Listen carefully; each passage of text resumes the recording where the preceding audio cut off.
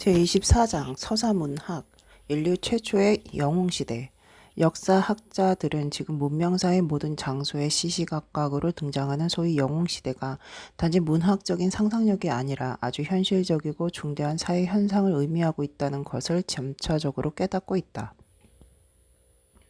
가장 잘 알려진 세 가지 예를 들어보자면, 먼저 기원전 1000년대 말까지 그리스 본토에서 번성했던 그리스의 영웅시대가 있고, 다음으로 그리스보다 약 1세기 정도 늦게 나타난 것으로 보이는 인도의 영웅시대가 있으며, 마지막으로 4세기부터 6세기까지 대부분의 북부 유럽을 지배했던 튜턴의 영웅시대가 있다.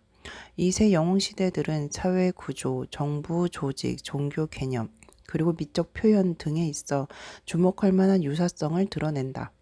그들이 흡사한 사회적, 정치적, 심리적 요소들에 그들의 기원과 존재를 빚지고 있다는 사실은 명백하다.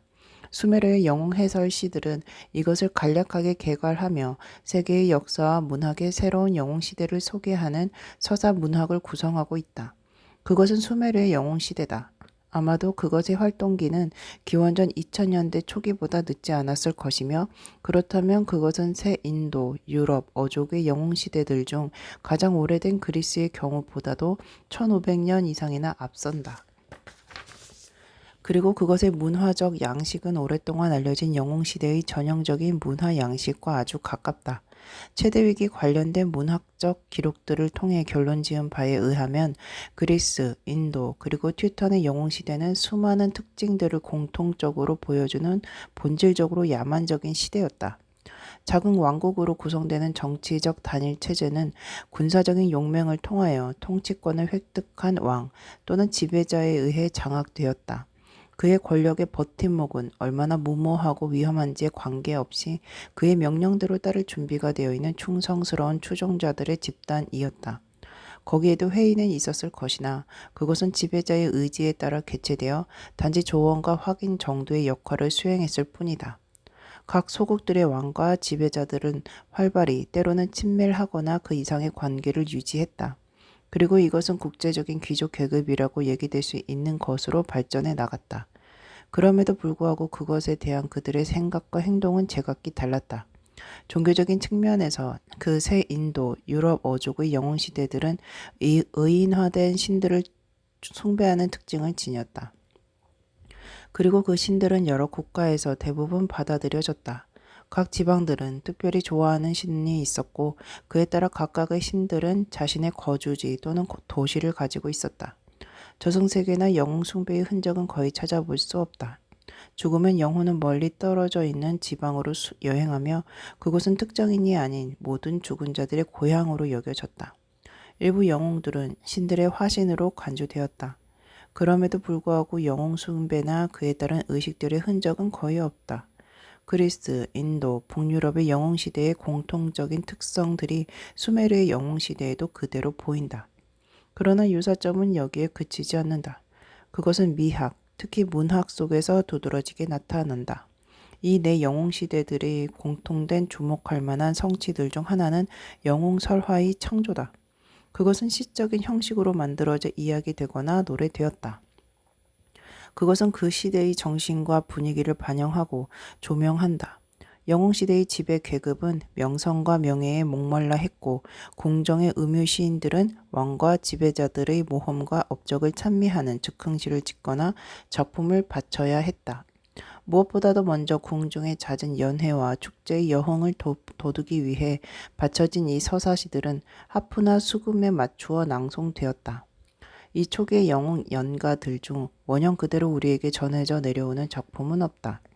왜냐하면 그것들은 문자가 알려지지 않았거나 혹은 알려졌다 하더라도 음유 시인들에게까지 기회가 돌아가지 않았던 시절에 만들어졌기 때문이다. 그리스, 인도, 튜턴의 영웅 서사시들의 기록은 훨씬 뒷날 이루어졌으며 아주 복잡한 문학적 교정 속에서 오직 일부 선택된 초기 작품들만이 수정되고 발전된 형식으로 살아남을 수 있었다. 수메르에서는 초기 영웅 서사시들의 일부가 영웅시대의 500에서 600년 후 사제와 필경사들에 의한 변형을 거쳐 처음 점토판에 새겨졌다고 믿어진다. 그러나 우리가 현재 가지고 있는 수메르 서사시 원본들의 사본은 거의 전부가 기원전 1000년대 전반기로부터 온 것이라는 점은 눈여겨봐야 할 대목이다. 새 인도, 유럽, 어족, 영웅시대의 서사시들은 형식과 내용에서 놀랍도록 유사하다. 먼저 모든 서사시들은 무엇보다도 개인들의 관심을 두고 있다.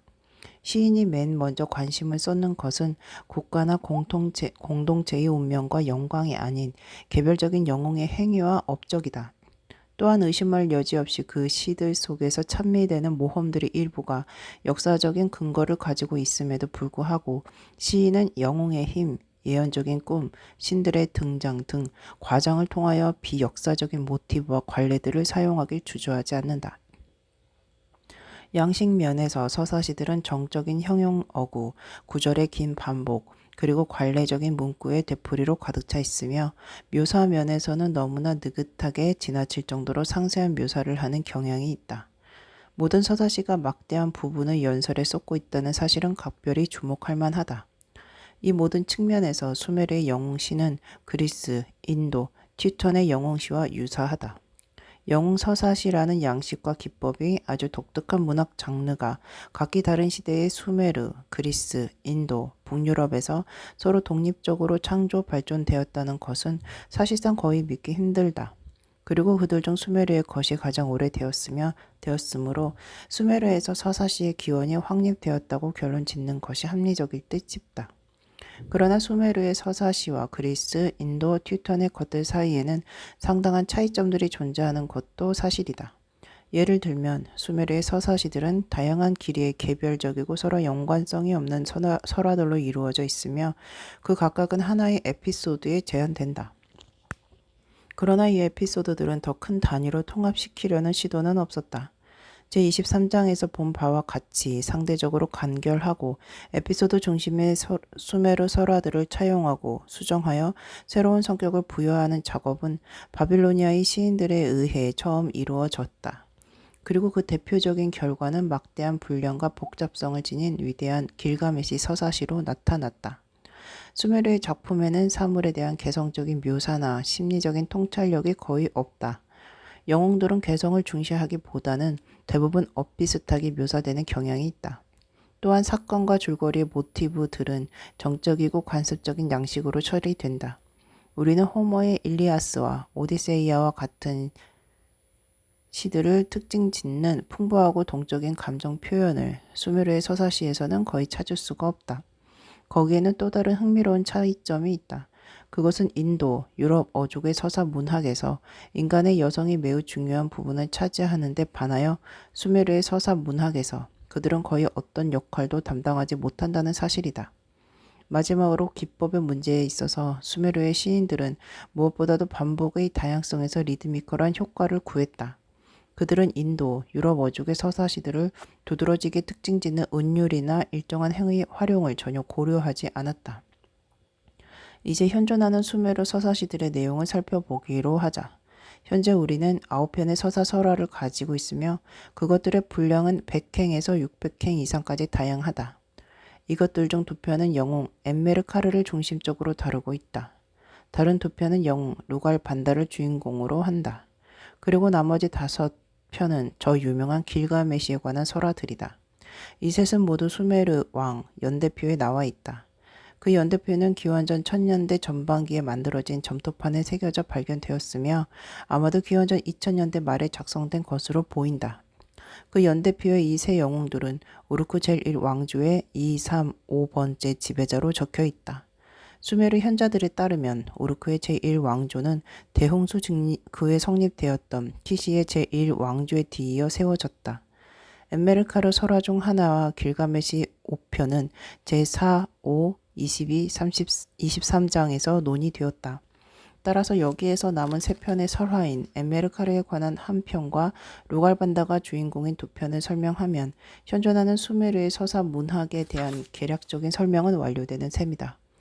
두 번째 엠메르카르 설화는 제4장에서의 그에 관한 다른 한 편과 마찬가지로 아라타의 지배자가 엠메르카르에게 복종하는 것을 다루고 있다.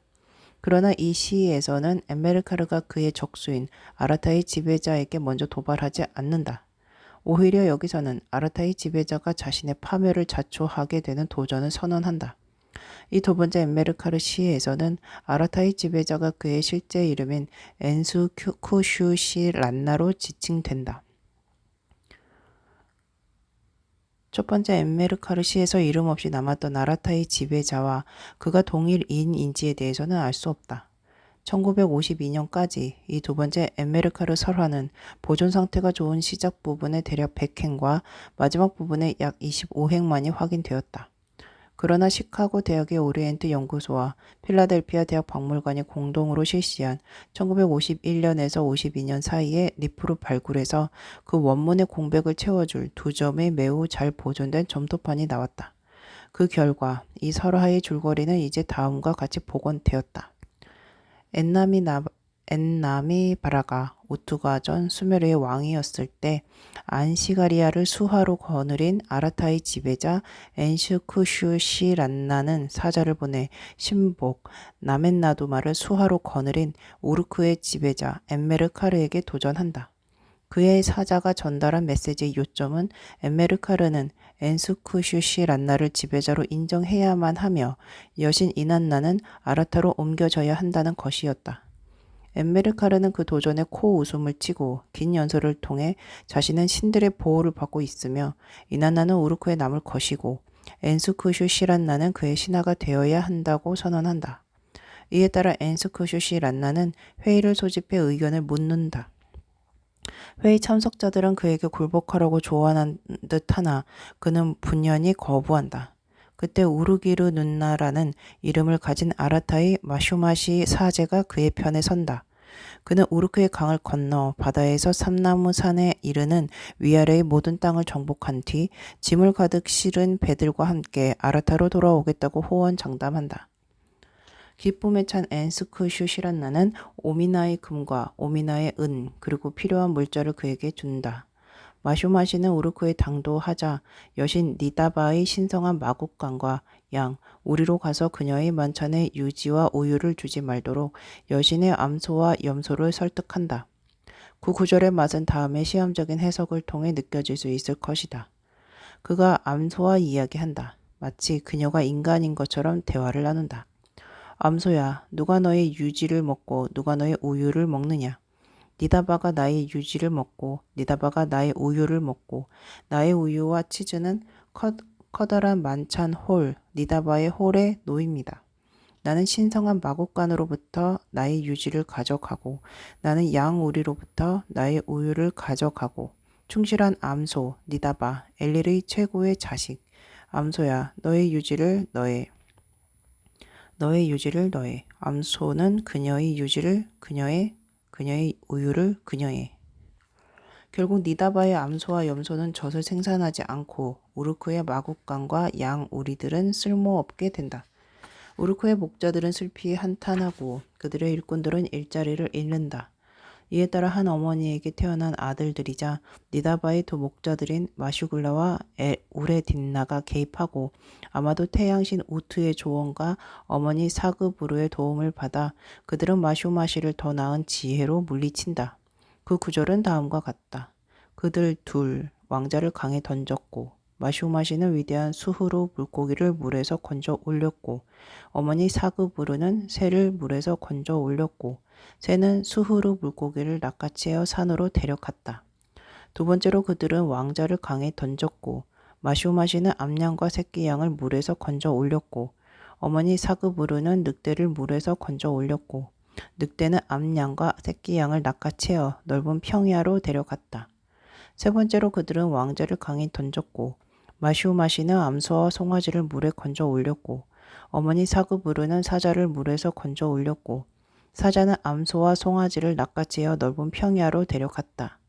네 번째로 그들은 왕자를 강에 던졌고 마슈마시는 야생 양을 물에서 건져 올렸고 어머니 사그부르는 산표범을 물에서 건져 올렸고 산표범은 야생 양을 낚아채어 넓은 평야로 데려갔다. 다섯 번째로 그들은 왕자를 강에 던졌고 마슈마시는 어린 영양을 물에서 건져 올렸고 어머니 사그부르는 구구 짐승을 물에서 건져 올렸고 구구 짐승은 어린 영양을 낚아채어 넓은 평야로 데려갔다. 더 나은 지혜에 계속하여 당하자 마쇼마시는 얼굴은 흑빛이 되었고 그의 계획은 산산이 부서졌다. 어머니 사그부르가 그의 어리석음을 비웃자 그는 자신을 아라타로 무사히 돌려보내줄 것을 그녀에게 애원하며 그렇게 해준다면 그녀를 위해 아라타에서 찬양의 노래를 부르겠다고 약속한다. 그러나 사그부르는 그의 말에 아랑곳하지 않는다. 대신에 그녀는 그를 죽이고 그의 시체를 유프라테스 강에 던진다. 마슈마시에게 무슨 일이 벌어졌는지 들은 에스쿠슈시 란나는 급히 사자를 엠메르카르에게 보내 완전히 굴복한다. 당신은 이난나의 사랑을 받고 있고 당신만이 홀로 고결하며 이난나는 그녀의 신성한 무릎에 앉히기 위해 진실로 당신을 선택했소.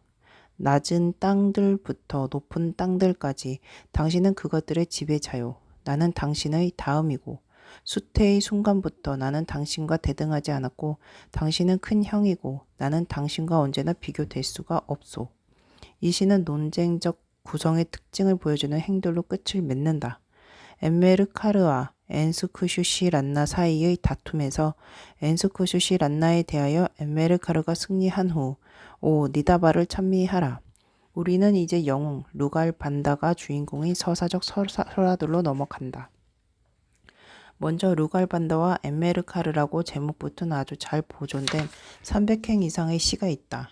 그러나 그 시는 원문의 파손이 비교적 덜함에도 불구하고 많은 구절들의 의미가 명확하지를 않다. 더구나 그 시의 의미를 파악하기 위한 거듭된 노력의 결과로 만들어져 다음에 간략히 소개되는 내용도 아직 매우 불명확하다고 간주된다. 자신의 의지와 달리 멀리 있는 땅 자부에 머물고 있는 영웅 루갈 반다는 그의 도시인 우르크로 돌아가려 한다. 그러기 위해 그는 먼저 임두구두 새와 친해지기로 결심한다. 그 새는 운명을 정하고 그 새가 한번 입 밖에 낸 말은 아무도 어길 수가 없다. 임두구두 새가 멀리 간 사이에 그는 그 새의 둥지로가 새끼들에게 지방, 꿀, 빵 등을 주고 그들의 얼굴을 칠해주는가 하면 슈그라 화관을 그들의 머리에 씌워준다. 둥지로 돌아온 임두구두 새는 새끼들에 대한 융숭한 대접에 크게 만족하여 이 고마운 행동을 한 이가 신이든 인간이든 막론하고 우정을 맺길 원한다고 말한다. 루갈반다가 앞으로 나서자 임두구두 새는 축복이 듬뿍 담긴 찬사의 말과 함께 그가 고개를 높이 쳐들고 그의 도시로 가도록 한다. 루갈반다가 청한 대로 그는 그가 기분 좋은 여행을 하도록 허락하며 그에게 꼭 필요한 조언을 한다. 그는 그것을 그의 가장 가까운 친지들을 포함하여 아무에게도 발설하면 안 된다. 임두구두 새는 다시 그의 둥지로 날아가고 루갈반다는 친구들에게 돌아와 그의 임박한 여행을 통보한다. 그들은 그를 말린다. 왜냐하면 아무도 돌아오지 못한 여행이고 높은 산들과 무서운 쿠루의 강을 지나야만 하기 때문이다. 그러나 루갈반다의 마음은 철석 같았고 결국 성공적으로 우르크에 돌아간다. 우르크에서 루갈반다의 왕이자 주인이며 태양신 우투의 아들 엠메르카르는 큰 문제에 봉착해 있다. 여러 해 동안 셈족인 마르투는 수메르와 아카드를 약탈해 왔고 이제 우르크를 포위하고 있다. 엠메르카르는 그의 누이인 아라타의 이난나에게 도움을 요청해야만 한다. 그러나 위협을 무릅쓰고 아라타로 가서 그의 메시지를 전할 사람이 없다. 이때 루갈반다가 왕 앞에 나서 용감하게 그 임무를 지원한다. 비밀리에 임무를 수행하라는 엠메르카르의 말에 그는 아무도 동행하지 않고 혼자 가겠다고 맹세한다. 엠메르카르에게서 아라타의 이난나에게 보내는 정확한 전과를 들은 후 루갈반다는 그의 친구들에게 급히 가 그의 임박한 여행을 알린다. 그들은 그를 만류하지만 소용이 없다. 그는 그의 무기를 집어들고 안샨의 한쪽 끝에서 다른 끝까지 연이어 있는 7개의 산맥을 넘어 마침내 그의 목적지에 기쁨에 찬 발걸음을 내딛는다. 아라타에서 루갈반다는 인난나로부터 따뜻한 환영을 받는다. 우르크에서 아라타까지 먼 길을 무엇 때문에 혼자 왔느냐는 그녀의 물음에 그는 엠메르카르의 전과를 되풀이하고 도움을 청한다. 이 시의 결말을 이루는 이난나의 대답은 불분명하다. 그것은 어떤 강과 엠메르카르가 잡아야 하는 어떤 물고기에 연관된 것인 듯하다. 또한 그가 만들어야 하는 어떤 물그릇도 등장한다. 그리고 마지막으로는 그가 그의 도시에 놓아야 하는 금속과 돌이 언급된다.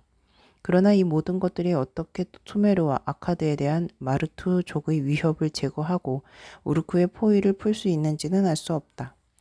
두 번째 루갈반다 설화인 루갈반다와 후름산, 아마도 400행은 좋게 넘을 것이다. 그러나 현재 이 시는 처음과 끝이 분실되었고 우리는 원문의 절반 정도가 잘 보존된 상태인 약 350행 정도를 가지고 있다.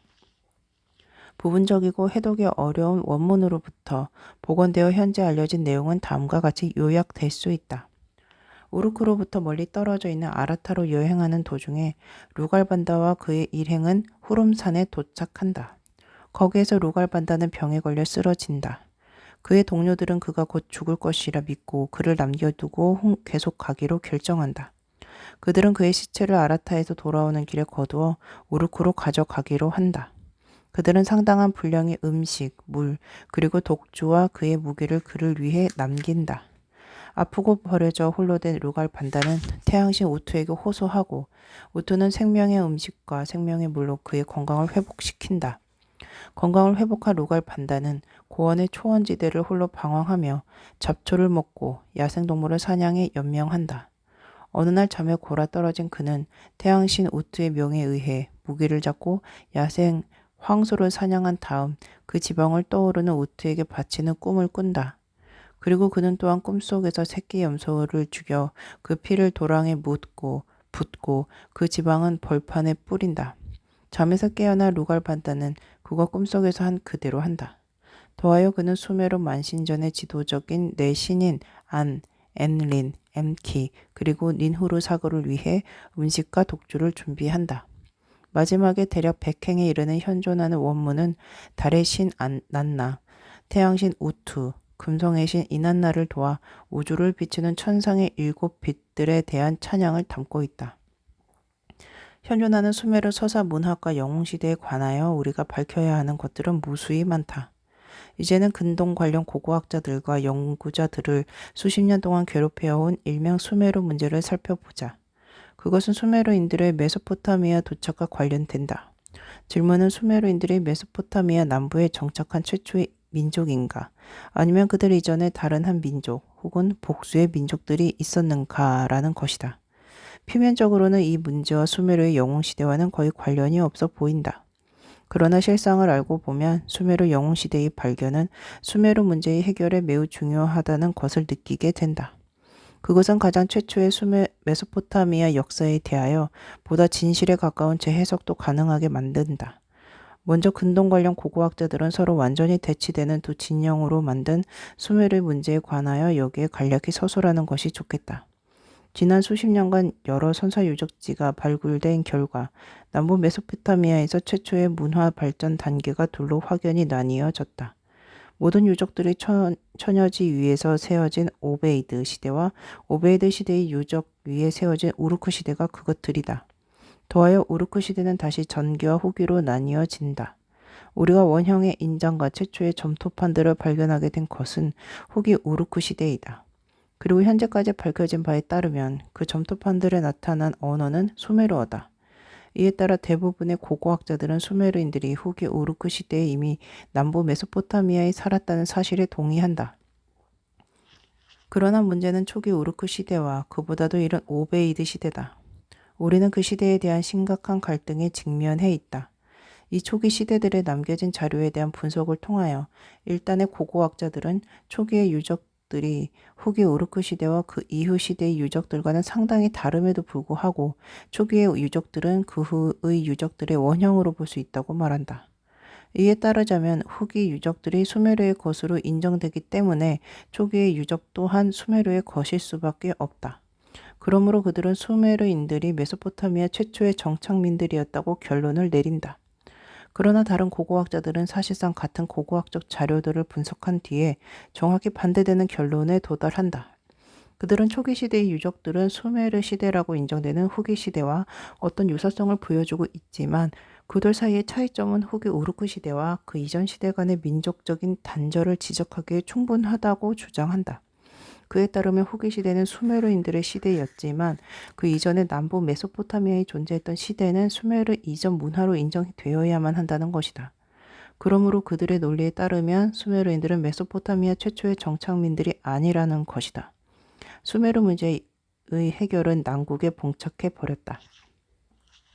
그리고 새로운 발굴을 통한 더 많은 고고학적 자료들을 덧붙이는 것으로는 이 꽉 막힌 상황을 풀지 못할 것이다.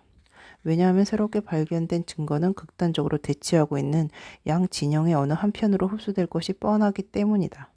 이제 필요한 것은 지금까지 활용되어 모호한 자료들과 본질적으로 다른 자료에 기초한 새로운 증거다.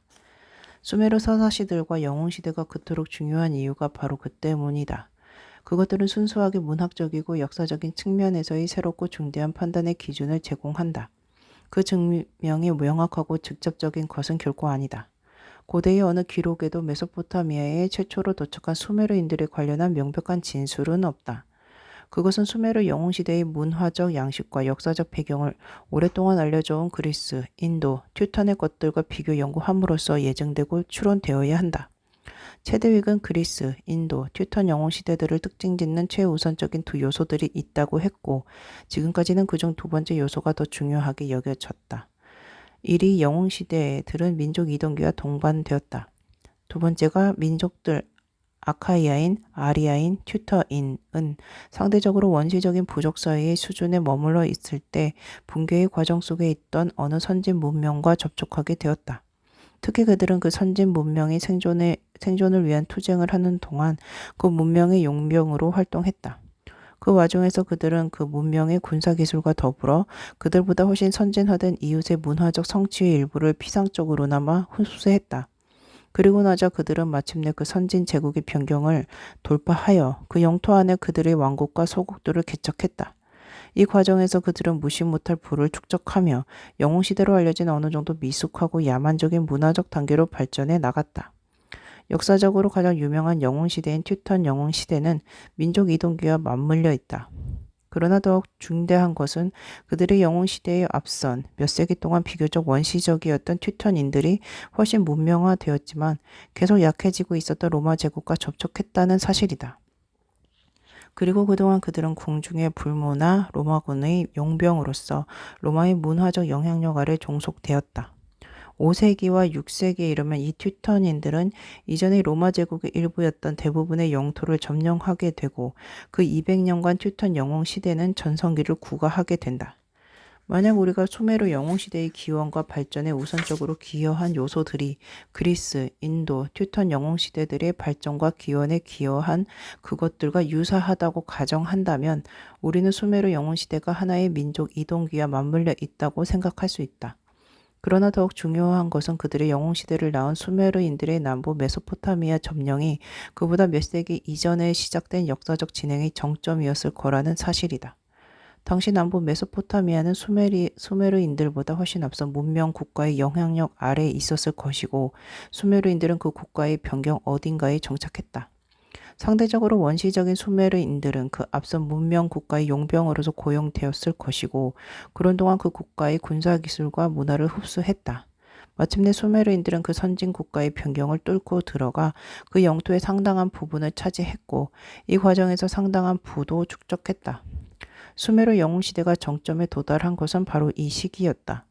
수메르 영웅시대의 존재를 인정한 결과로 우리는 수메르인들이 남부 메소포타미아의 첫 번째 정착민들이 아니었고 문화적으로 그들보다 훨씬 진보된 문명 세력이 그 이전에 있었다는 결론에 도달한 듯하다. 일반적으로 이야기된 수메르 문명이라고 하는 것은 고대 근동에서 주도적인 역할을 했고 그것의 영향력은 수메르가 정치적인 실체로서 존재하지 않게 되었고서도 아주 오랫동안 지속되었으며 미숙하고 야만적인 수메르 영웅시대를 잇는 약 5세기 내지 6세기 동안 지속된 문화활동의 산물로서 이해되어야 한다. 또한 그것은 의심의 여지 없이 남부 메소포타미아에 존재했던 수메르 이전 문명의 정신적, 물질적 유산에 수메르의 천재가 건설적으로 적용된 결과이다. 초기 남부 메소포타미아의 문화적 형태에 대한 이 새로운 안목과 함께 우리는 이제 그 역사의 주요한 윤곽을 재구성하는 시도를 할 수 있게 되었다. 이 재구성은 불확실한 가설임에도 불구하고 남부 메소포타미아에서 이미 발굴되었거나 혹은 아직 발굴되지 않는 관련 고고학 자료들의 해석과 집대성에 무시 못할 가치를 지닌다. 최초의 정착에서부터 그 땅에서 수메르의 정치적인 지배력을 종식시키기 위해 시작한 위대한 아카드 왕 사르곤의 시대에 이르기까지 남부 메소포타미아의 역사는 두 개의 주요한 시기로 나뉘어진다. 하나는 수메르 이전 시기, 다른 하나는 수메르 시대다. 수메르 이전 시대는 농경 문화로서 시작되었다. 오늘날 일반적으로 추측되는 바에 의하면 그것은 그들의 독특한 채색 토기로 주목되는 남서부 이란으로부터의 이주민들에 의해 남부 메소포타미아로 유입되었다. 이란 이주민들에 의해 최초의 정착이 이루어지고 얼마 지나지 않아 셈족이 남부 메소포타미아로 밀려 들어왔다. 그들 가운데는 평화로운 이주자들도 있었고 전쟁을 통한 정복자들도 있었다. 동으로부터 이란족과 서로부터는 셈족이라는 두 민족의 융합과 교류의 결과로 남부 메소포타미아의 최초로 문명화된 도시들을 가진 국가가 탄생했다. 훗날의 수메르 문명과 마찬가지로 그것은 여러 도시 국가들이 모여서 이루어졌고 그들 사이에는 그 땅 전체에 대한 패권을 장악하기 위한 끊임없는 싸움이었다. 그러나 여러 세기에 걸쳐 비교적 통일된 안정성이 유지된 것은 틀림없는 사실이었다. 그 시기에 의심의 여지 없이 셈족이 주도했던 메소포타미아 세력은 주변의 많은 지역들로 그 영향력을 확대했을 것이다. 이렇게 하여 등장한 것이 근동 최초의 그리고 아마도 인류 문명사 최초의 제국이었다. 이 제국이 정치적으로 그리고 문화적으로 지배한 영토에는 후에 엘람으로 알려진 지방이 포함된 이란 고원의 서부도 포함되어 있었음이 틀림이 없다. 메소포타미아 제국이 수메르인들과 처음으로 맞닥뜨린 것은 그런 군사적 행동이 동반된 이런 정치적 활동의 와중이었다. 당시에 트랜스코카시아나 트랜스카스피아로부터 나온 이 원시적인 기마 민족은 이란 서부로부터 밀려오고 있었다. 그리고 메소포타미아 제국은 무슨 수를 써서라도 그들을 이란 서부에서 막아야 했다. 왜냐하면 그곳은 메소포타미아 제국과 그 너머에는 야만인들과의 완충지대 역할을 했기 때문이다. 최초의 조우전에서 수메르 유목민들은 월등한 군사 기술을 가진 메소포타미아 군대의 상대가 아니었을 것이다. 그러나 결국에 가선 기동력 있는 수메르 유목민들이 정착하고 문명화된 적보다 유리해졌다. 세월이 지나면서 메소포타미아 도시들의 수메르 인재들과 메소포타미아 군대의 수메르 용병들은 그들이 가장 필요로 하는 군사 기술들을 적으로부터 배웠다. 그리고 메소포타미아 제국의 힘이 점차 약화되고 기우뚱거리자 수메르인들은 이란 서부의 완충지대로부터 뛰쳐나와 남부 메소포타미아로 밀고 들어왔다. 결국 그들은 이겼고 남부 메소포타미아의 주인이 되었다. 요약해보자면 메소포타미아의 수메르 이전 시대는 동쪽에서 온 이란족들에 의해 도입된 농경 문화로 시작되었다. 그리고 서쪽으로부터 셈족에 의한 끊임없는 이주와 침략의 시기를 거쳤다. 그리고 그 시기는 셈족이 주도한 도시 문명의 정치적인 지배가 수메르 유목민들의 침략에 의해 끝나며 대미를 장식했다. 이제 남부 메소포타미아 초기 역사 중 수메르 이전 또는 이란 셈족의 시기로부터 수메르 시대로 접어들며 우리는 후자가 세 가지 문화적인 군면을 가지고 있음을 발견한다. 문자 이전, 원시 문자, 그리고 초기 문자가 바로 그것이다. 그중 첫 번째인 문자 이전의 수메르 시대는 남부 메소포타미아의 야만적인 수메르 전사들의 침략과 그 결과로 이란 셈족의 선진 문명이 붕괴되는 침체와 퇴보의 시기로 시작된다. 수메르 영웅 시대가 정점에 달하는 이 시기 동안 문화적으로 미숙하고 심리적으로 불안정한 수메르의 군사 지배자들은 매우 개인적이고 약탈을 좋아하는 성향을 드러내며 도시들을 황폐화시켰다. 그리고 이미 정복된 메소포타미아 제국의 부락들을 불태웠다. 그러나 이 수메르 침략자들은 그들의 새로운 메소포타미아의 거주지에서 안정될 수 없었다. 왜냐하면 그들이 그 땅의 주인이 된 지 얼마 안 돼 마루트라는 셈족의 곡식을 모르는 일파가 남부 메소포타미아로 쳐들어왔기 때문이다. 수메르 영웅시대가 절정을 구가하던 엠메르카르와 루갈반다의 시대에도 그 사막의 야만족과 최근에 도시화된 수메르인들 간의 싸움은 격렬하게 진행되고 있었다. 이런 상황 아래서 수메르 유목민들의 도착 후 곧바로 경제적 기술적 진보가 이루어졌다거나 예술과 건축의 분야에 창조적인 노력을 기울여졌을 것 같지는 않다. 오직 그들의 지배자나 주인들의 여흥을 위해 서사시를 지어야 했던 궁정 음유 시인의 일부가 그나마 문학 분야에서 창조적인 활동을 했으리라 짐작할 수 있다. 수메르인들이 그들의 새로운 땅에 깊고 굳건하게 뿌리를 내린 것은 두 번째, 즉 원시문자의 시대에 이르러서였다. 수메르란 이름이 처음 남부 메소포타미아에 적용된 것도 아마 이때일 것이다. 궁정과 신전의 관리인과 지식인들로 대표되는 지배 계급의 핵심 분자들이 전면에 나서게 되는 것도 이때에 이르러서였다. 그 땅에 법과 질서를 내리려는 강한 움직임과 더불어 공동체 의식과 애국심도 깨어나기 시작했다. 더욱이 수메르 정복자들과 정복당했으나 더욱 문명화된 원주민들의 성공적인 민족적 문화적 결합은 수메르뿐만 아니라 전체 서아시아의 창조적인 문화의 바람을 불러일으켰다. 건축이 새롭고 높은 경지로 발전한 것도 이 문화적인 단계였다. 여러 다양한 언어를 쓰는 다민족의 특성에도 불구하고 근동을 하나의 문화적 단일체로 만드는데 결정적인 요소였음이 증명된 문자의 발명도 아마 이때였을 것이다. 후에 고도로 양식화된 형식으로 발전한 수메르의 문자 체계는 사실상 서아시아의 모든 문명화된 민족들로부터 빌려온 것이었다. 그리고 결과적으로 수메르 언어와 문학의 연구는 아주 엄격히 한정된 고대 근동의 영향력과 교양을 갖춘 계급의 주된 학습이 되었다. 초기 문명사에서 근동의 정신을 새롭고 높은 경지로 고양시킨 것은 바로 이 수메르의 정신적이고 지적인 가마력이었다. 수메르의 마지막 문화적 국면이자 초기 문자 시대는 이전의 시대로부터 기원된 그런 물질적이고 정신적인 성취들이 더욱 발전하며 특히 문자의 문제에서 원시 문자 시대보다 훨씬 창조성을 발휘한다. 이전 시대까지 대부분 상형과 표의 문자의 성격을 가졌던 필기 체계는 세월이 흐르며 변형되고 개량되어 신중하게 양식화된 순수한 표 문자 체계가 되었다. 그리고 이 시대 말기에 이르면 그것은 더욱 복잡한 문학, 역사적 작문에 활용될 수도 있게 된다. 강력한 수메르 왕조가 최초로 존재한 것은 초기 문자 시대와 원시 문자 시대 마렵이었을 것이다. 전 수메르의 패권을 둘러싼 도시들 간의 끊임없는 투쟁들 속에서 그들 중 몇몇은 최소한 짧은 기간이나마 남부 메소포타미아를 넘어 수메르의 정치적 경계를 확장했다. 그리고 이에 따라 이번에는 수메르인들에 의해 주도된 근동 역사의 두 번째 제국이 탄생하게 되었다. 그러나 셈적으로 추정되는 그들의 전임자들과 마찬가지로 수메르 제국도 결국에는 서서히 약해져 붕괴되었다.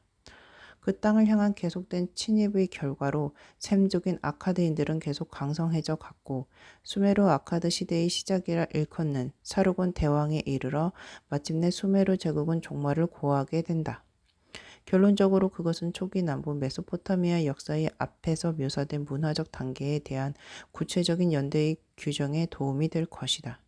왜냐하면 연대를 높게 잡으려는 고고하게 고질적인 성향이 최근에 다시 나타나고 있기 때문이다. 그것을 논하기 위해 저 유명한 함무라이부터 시작해 보기로 하자. 그는 메소포타미아 역사와 연대기를 푸는 실마리가 되는 인물이다. 몇십 년 전까지 그의 재위의 시작은 기원전 20세기로 추정되었다. 지금은 기원전 1750년경이라는 데는 일반적으로 동의하고 있다. 그러나 사실은 이 연대조차도 40에서 50년 정도 너무 높게 잡은 것으로 보인다. 함무라이의 제위 시작과 메소포타미아의 주요 지배자인 아카드의 사르곤 대왕 사이의 간격은 얼마 전까지 약 700년으로 추정되었으나 지금은 550년으로 줄어들었다. 쇠기 문자 체계의 발달로부터 판단하여 만약 지금 우리가 수메르의 초기 문자 단계에 400년 정도를 할당한다면 그것의 시작은 대략 기원전 2700년쯤이 될 것이다. 그 이전 단계인 원시 문자 시대는 아마 200년을 크게 넘지 않을 것이고 그렇다면 그 이전에 있었던 야만적인 수메르의 영웅 시대는 기원전 3000년에서 3100년 정도였다는 이야기가 된다. 이에 따르면 승리에 찬 그러나 원시적인 수메르 유목민들이 남부 메소포타미아에 처음 당도한 것은 기원전 3000년대 종반이었다. 여기서 더 나아가 우리가 이란 셈족 문명에 500년에서 600년의 시간을 준다면 남부 메소포타미아 최초의 정착은 기원전 3000년대 전반에 이루어졌다는 결론에 이른다. 서사시나 찬미가와 달리 서정시는 수메르 문학에서 좀 드문 편이며 사랑을 다룬 서정시는 특히 더 그렇다. 수백 수천을 헤아리는 수메르 전투판들 사이에서 사랑을 다룬 시는 지금까지 오직 두 편만이 발견되었다. 제25장에서 다루어질 이 두 편의 시는 세속적인 의미에서의 사랑 타령이 아니다. 이 둘은 모두 왕실의 신부가 그녀의 왕에게 바치는 사랑과 관상곡이며 성서의 아가를 상기시킨다. 제25장 왕족 신랑 최초의 사랑 노래 1951년 말까지 풀브라이트 재단의 연구 교수로서 이스탄불의 고대 오리엔트 박물관에서 일하는 동안 나는 박물관 번호 2461인 한 작은 전투판을 발견했다. 그때 나는 몇 주간 선반마다 가득 쌓여 있는 아직 사본도 만들어지지 않고 발표되지도 않은 수메르 문학의 전투판들을 서둘러 검토하며 만약 가능하다면 그것들이 속하는 작품의 조각을 맞출 수 있겠는지를 확인하고 있었다. 하지만 그 해에는 그것들의 사본을 만들 시간이 전혀 나질 않았다. 그 작은 2461 점토판은 다른 수많은 점토판들에 둘러싸인 채 선반 위에 놓여 있었다. 처음 그것에 눈길을 주었을 때 가장 나의 흥미를 끈 것은 그것의 훌륭한 보존 상태였다. 그리고 내가 들고 있는 것이 두 개의 연으로 된 시라는 사실을 깨달았다. 그것은 미와 사랑, 희열에 찬 신부와 약 4,000년 전 수메르를 통치했던 슈신이라는 이름의 왕을 찬미하고 있었다. 내가 손에 들고 있는 것은 인간의 손에 의해 쓰여진 가장 오래된 사랑 노래 중의 하나였다. 그것은 단순히 남과 여 간의 사랑을 노래하는 세속적인 시가 아니었다. 거기에는 왕과 그에 의해 선택된 신부가 있었다. 그것은 고대의 가장 중요한 의식의 하나인 신성한 결혼에 쓰이기 위해 만들어진 것임에 틀림이 없었다. 수메르의 믿음에 의하면 대지와 동물의 생산력을 비옥하게 하기 위해 매년 사랑의 여신 이난나의 여사제나 성직자와 결혼하는 것은 지배자의 신성한 의무였다. 그 전통적인 의식은 신년 첫날의 음악, 노래, 그리고 춤이 동반된 축제와 더불어 거행되었다. 작은 이스탄불의 점토판에 새겨진 그 시는 그런 신년 행사의 하나에서 왕 슈시에게 신에게 선택된 신부에 의해 낭송된 것임이 거의 확실했다. 그 시는 이스탄불에 있는 점토판 컬렉션에 터키인 큐레이터들 중 한 명인 무아제즈 키그에 의해 사본이 만들어졌다. 사본, 음역, 해석, 그리고 주석이 들어있는 그 시의 편집은 터키 역사위원회 정기 보고서 16권에 발표되었다. 그 내용은 다음과 같다. 신랑이여, 내 가슴속의 사랑하는 이여. 꿀같이 달콤한 그대의 아름다움이여. 사자여, 내 가슴속에 사랑하는 이여. 꿀같이 달콤한 그대의 아름다움이여. 당신은 나를 사로잡았고 나는 당신 앞에 떨며 서 있습니다.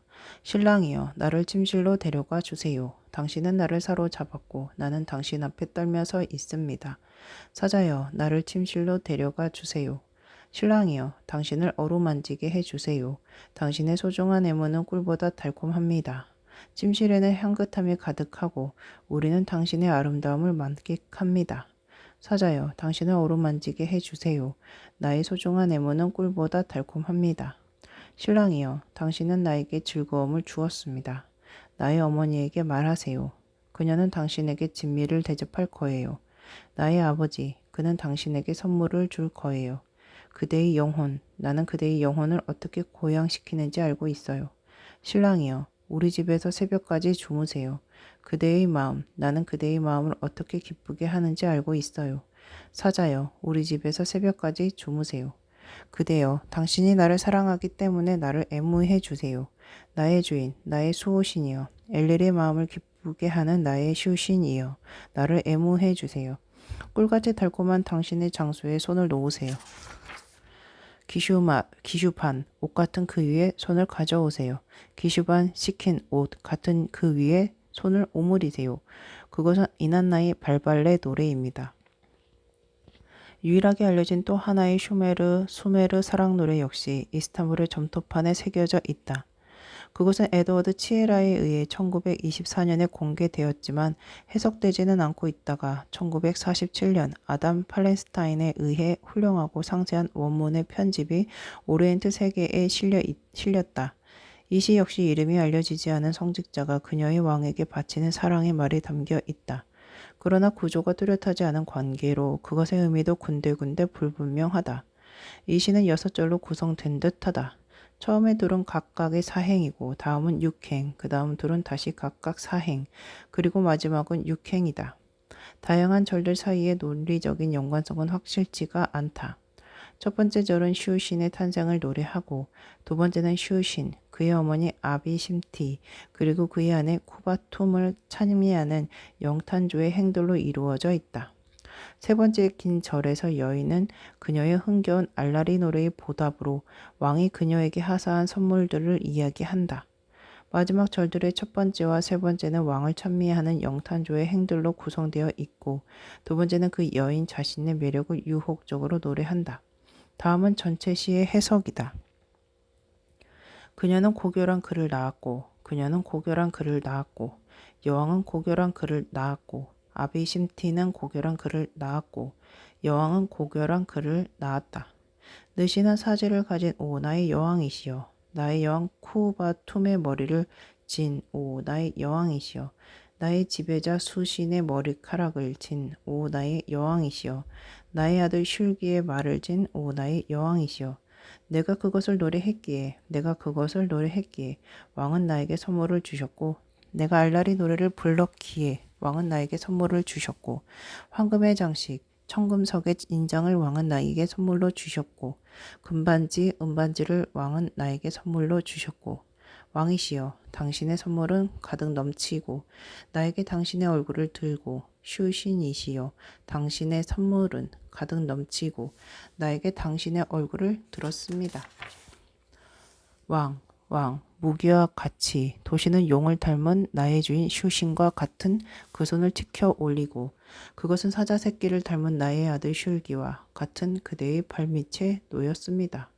포도주 처녀의 신이시여 그녀의 음료는 달콤하고 그녀의 음료처럼 그녀의 음부는 달콤하고 그녀의 음료는 달콤하고 그녀의 입술처럼 그녀의 음부는 달콤하고 그녀의 음료는 달콤하고 그녀의 그녀의 혼합된 음료는 달콤합니다. 나를 총애하는 나의 슈신이시여 나를 총애하는 나를 귀여워하는 오나의 나를 총애하는 나의 슈신이시여 엘릴의 사랑을 받는 이여 슈신이시여 나의 왕이시여 그의 땅의 신이시여 그것은 바위의 발발레입니다. 이 책에서 분석되는 수메르시와 에세이들은 아직도 땅속에 묻혀있는 무수한 점토판들은 차지하더라도 현재 우리가 갖고 있는 수메르 문학 자료에서도 아주 미미한 부분에 지나지 않는다. 기원전 1000년대 전반에 접어들면서 수많은 종류의 엄청난 분량으로 된 수메르 문학 작품들이 수메르 학교에 넘쳐 흘렀다. 그것들은 점토판, 각주, 다양한 크기와 모양의 원주들에 새겨지고 활용되고 저장되었다. 그리고 그에 앞서 수메르의 교직원들은 문학 작품들의 명단을 작성하면 편리하겠다고 생각했던 것 같다. 1942년에 바로 이러한 두 권의 책이 확립되었다. 그중 하나는 지금 루브르에 있고 다른 하나는 필라델피아 대학 박물관에 소장되어 있다. 이 최초의 도서 목록이 우리가 제26장에서 논의할 주제다.